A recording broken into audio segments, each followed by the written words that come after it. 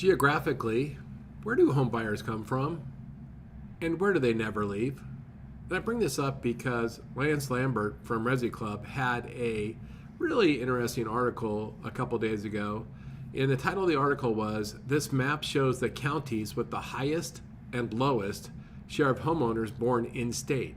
And I found the data to be really interesting. Now, this isn't a super deep topic, but it's interesting nonetheless. So if you look at the counties that have the most migration in for home buyers, the number one is, the Mojave County in Arizona.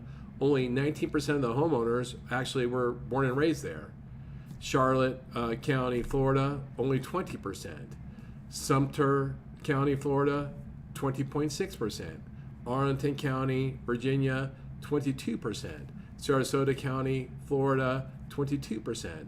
And so what you're seeing is that the Sun Belt, Arizona, Florida, even Nevada, the Sun Belt states have a very low homeownership rate in citizens that were born in the state.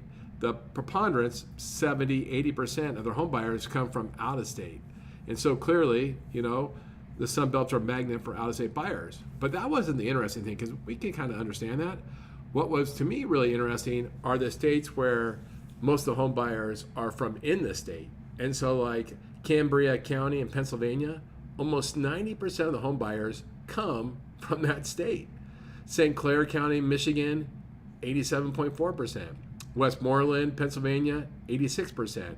If you look at this list, the top 15, it's Pennsylvania, Michigan,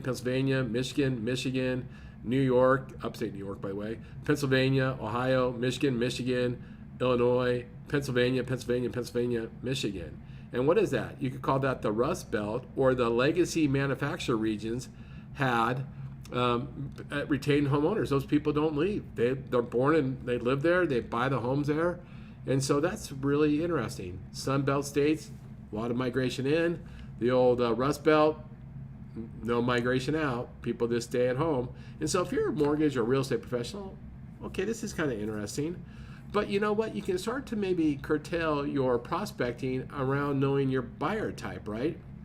So in migration-heavy markets, they're opportunity-rich zones, because buyers often need more education, they need local knowledge, and they need guidance when relocating. Where if you're in a native-heavy market, like we talked about the Rust Belt, it's going to be relationship-based. These buyers are going to value long-term trust and deep community ties. And so, depending on what market you serve, that's how you have to serve them, right? And so, just understanding it's the same thing, buyers, but it's different playbooks. Understanding the root of your market can help you maybe win over business. I'll put a link to the article below. I thought it was pretty interesting, easy to understand. I'll put a link to the article. Also, I did a post on this in LinkedIn earlier, so check out my LinkedIn if you get a chance. With that, I hope you're having a great day. I appreciate you giving me some of your time, and I look forward to talking to you again soon.